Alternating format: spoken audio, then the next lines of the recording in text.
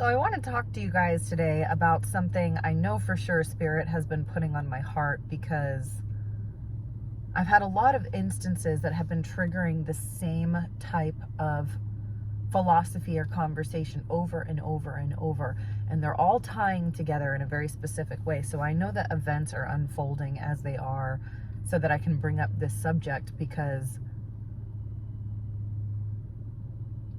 it shows a lot of boundaries that have been crossed and a lot of misconceptions that are bleeding into why we think what we do today, why we believe what we do today, and how we interact with each other today.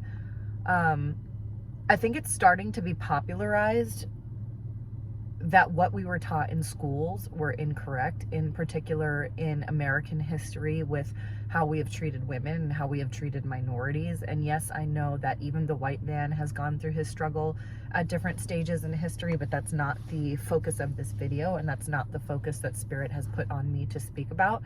So I'll leave that to somebody more qualified for that particular walk, or somebody that has a little bit more information about that walk to address. I'm addressing this subject in particular.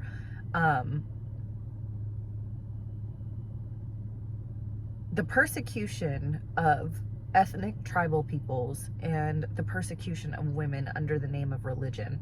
Why am I bringing this up when it's such an old thing? I think in general, why are we hearing such an uproar in society right now about the Black Lives Matter movement, and just everything, like the Native American rights with buying land back, and women coming into their power, and there being a shift in what masculinity and femininity traditionally looks like? Why are these consistent arguments and consistent topics that are surfacing now that are important to the average individual? Why are these reoccurring topics, and they're all circling together? When you look at the full scope and you zoom out a little bit, everything is connected. So if multiple topics like these are all coming out at the same time, they're going to shape the way that we interact within those other topics. So particularly, why are ethnic rights, and why are female rights and dignity and identity and all of that, why are those arguments becoming so popular today? Well, when we look back, how was America actually started? We talk about the separation of church and state under the Constitution, but it's highly an illusion. And I think that people don't want to admit that, or people may glance over that fact, and it doesn't quite hit you until you really look at our history. But we were founded, I think, even as a world, 400 AD Catholicism, right? We're going to get into that later. But in America specifically, we were founded off of wanting religious freedom, but highly being a Christian society, or various sectors of Christianity taking over society at that time. So I'm not here to demonize Christianity. I have a lot of Christian friends. I believe in Jesus. I do believe that Jesus is the union of spirit and man, all of that stuff, okay? Not here to demonize that, but it does come up a lot in my topics because of how America was shaped, and I live in America, so I'm a byproduct or a participator in cycles that heavily relate to Christianity, which is what I'm going to talk about in this video. And the reason why we point this out is because we never want to eradicate a religion unless it's so insanely dangerous, or has more cons than pros, or does more harm than good, right? We want to mitigate it to the point where it is safe for society, but I don't believe Christianity to be unsafe. However, I am going to talk about how it was misused and how it has been tainted from its original form, and the truth behind that, because I think part of what aids religious tension is not being able to separate the thinker from the thought, or the practicer from what is practiced, right? And there's so many variations, even in New Age spirituality, even in Buddhism, Taoism. You have your deep religious ritualistic practitioners, your everyday practitioners, your once a week practitioners, your dabblers, things like that. So I think it's good to clarify where it has gone wrong and where the healthy version of it is. So let's dive into some of the atrocities and the evils that were committed under the name of Christianity throughout history, and how that affects life today as a minority in America, or life today as a woman in America, particularly with the uprising of more open religions or more open spiritualities coming out to play, and how they're being persecuted by society now. So I'm not going to get too much into the history. These are things that you guys can obviously look up. We'll probably post some articles and information in the captions like I always like to do, just to minimize and keep the video concise as much as possible. But we all know that the Crusades and that a lot of colonization of America was under the name of Christianity, or at least using religion and using God in order to justify atrocious acts. Many times these atrocious acts were aimed towards minorities to civilize them, or women because they were the weaker sex, right?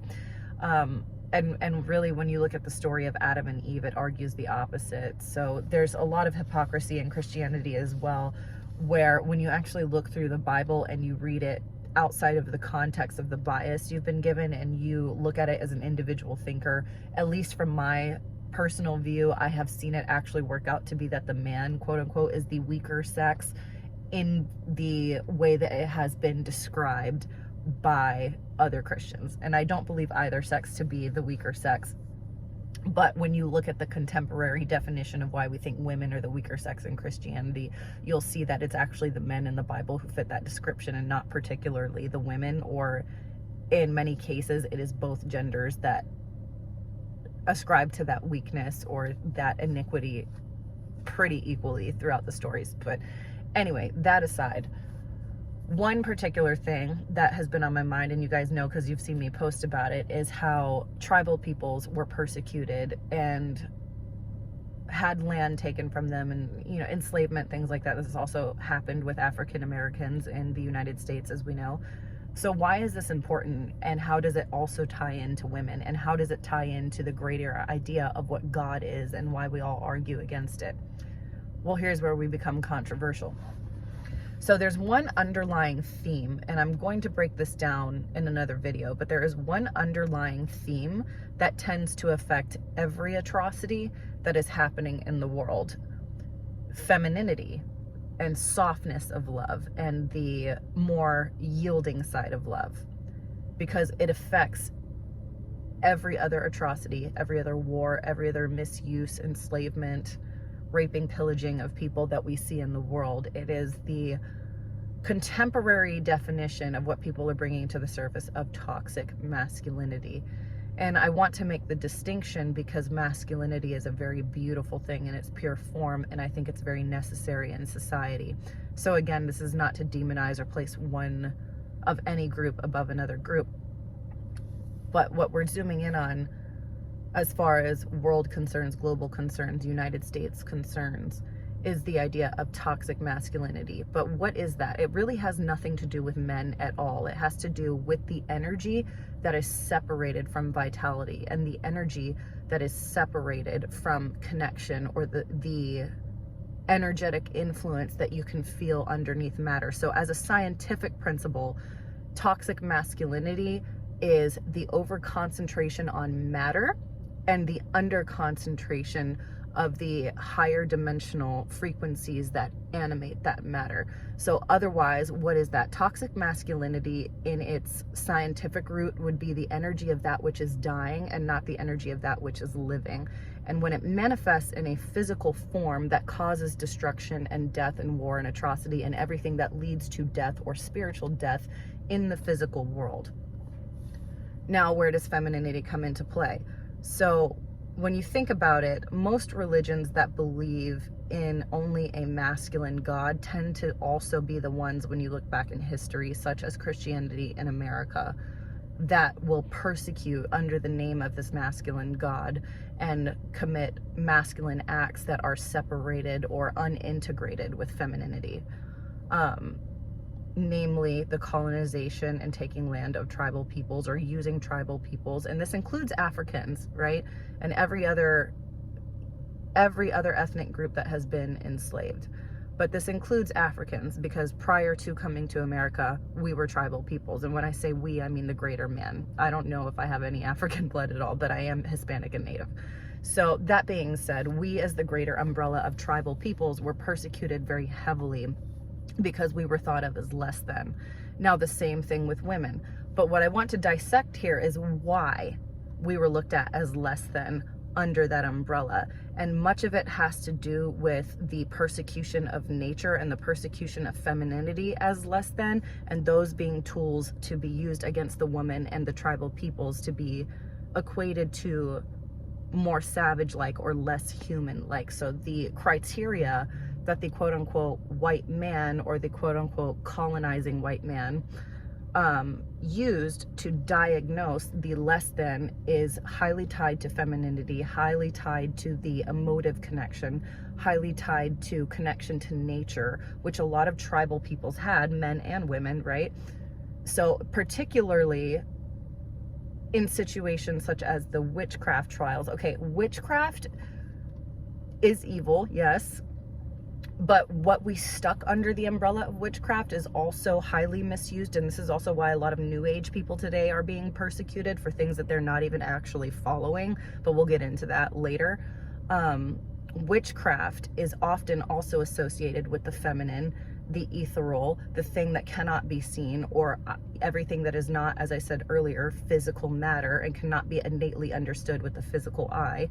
All of that fell into the older definition of what witchcraft is, and these are things that linger in our society today, which I'm also going to get into later.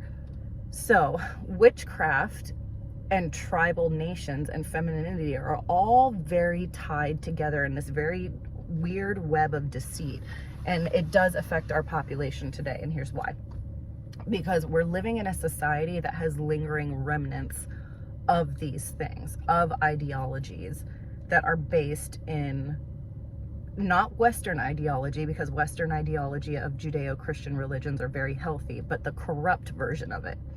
And I want to separate this because we're beginning to awaken to what the pure form of those Western umbrellas are versus the corrupt systems that are lingering in our systems or lingering in our society that are no longer a threat, but the seeds of them are still present. And these are things that we want to wipe out if we want to have a freer, more liberated, more religiously and spiritually liberated nation that can get along with each other. And this is also why I do not like to exalt one over the other, because that in and of itself will cause division. That being said, let's circle back to how this is affecting us today. It's the idea of being connected to that which cannot be seen with the naked eye that was used to make the peoples less than. Tribal peoples specifically were considered to be uncivilized because they had this connection to nature, because they had this connection to the natural or the unseen, and because the unseen was considered not to be trusted, it was automatically written off as an uncivilized practice of religious philosophy or spirituality. It was written off as less than because it was something that could not be inherently understood by that particular corrupt umbrella of Christianity that was pervading the nation. And the same thing happened to women in the Salem witchcraft trials, right? Things such as the female sexuality, which again needs to be integrated, but I don't agree with how society is overusing it today. We'll get into the dangers of that later. Female sexuality and female sensuality, that is a natural born energy that is cultivated in the female. And when men, and this is the reason why in the Hunchback of Notre Dame we have Frollo, right? When men confront this energy and they do not know how to integrate it in their system or gain control over that energy, many times throughout history, the woman has been persecuted for containing that energy, whether she purposely flaunted it or not. You know, of course, we have the misuse of it with the femme fatale and situations like that, or when you make it your entire identity. But in general, the woman just having sexuality or being a woman or having curves, things like that, were things that were demonized because of the gaslighting associated with men during that time period who were considered themselves to be pure. So what did they do? They confronted an energy that they did not have control over. So instead of taking responsibility for the fact that they didn't know what that energy was and they didn't know how to navigate it, they gaslit the woman and said that you are of the devil because you contain this thing, or you are of the devil because you express this thing. And that is where witchcraft came in. So what does that have to do with femininity and how that affects the planet negatively. Okay, what is that? Female sensuality versus overt sexuality. What is the difference between those two things? The difference between those two things, again, is the seen and the unseen. So typically, what happens today? What do we complain about today? What are many podcasts about today? The fact that men are saying women are too sexual, blah, blah, blah. But this is, if you believe in manifesting and you believe in karmic ties, or you believe in clearing sin, like any of this stuff, right? A problem in your reality will continue to expand and multiply the more you resist it. So personally, I believe that the lingering effects of this history is that the more men persecute a woman's sexual identity, is the stronger that sexual identity gets. So the man can no longer disregard it or gaslight it or push it to the side. And we see that symptom playing out in society right now. And this is a lingering mindset of our history, right? History has everything to do with the present. And this is why people aren't putting it down until the problems get solved, because that problem is lingering and cycling over and beginning to multiply, because both men and women, but from historical point of view, men have not gained that control or taken that responsibility for the confronting of their sexuality and sexual energy in the presence of a woman. And women are just multiplying that because they have been persecuted and put down for it so long. So what's happening? You know, I've talked about this in other videos. It's expanding, it's multiplying, you know, and the female sexuality is continuing to be shoved into the face of man, not so he can take advantage of it, which is what is going on today, but so he can finally say, okay, there is nothing wrong with this energy. It is how I perceive this energy. It is how I am looking at it. It is how I treat this energy. And the same thing with women. Those things can start to be mirrored within each other in a healthy way if we actually confront the fact that that energy is here to stay. That energy needs to be integrated because it is a part of us. And that energy has a balanced form of existing instead of running rampant or being completely repressed. So there's that side of it. What else is happening? There's a huge movement for ethnic minorities. There's always been. But what is the next stage? The next stage is conquering our land again, conquering our money again, and our money mindsets again, because now we have been given basic human rights. And now where are we going with that? Now it's about human evolution. So we've gone from how do we prove we are human, and now how do we use that humanity? We're not done in this struggle, and this is where I have talked about in other videos the fact that we've had ingratitude to our ancestors for this.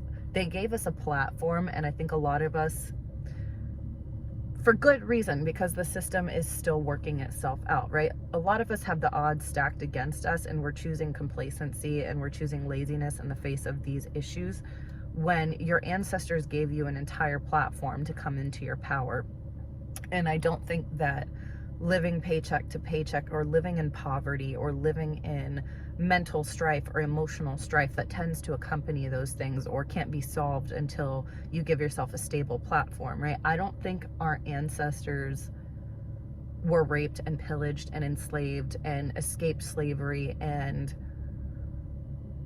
defied law in order to love the people that they love or be with the people that they were, to end up having, you know, all these beautiful mixed children that are in the world like me, right? There's so many things that they fought to do to even be able to go to the same schools,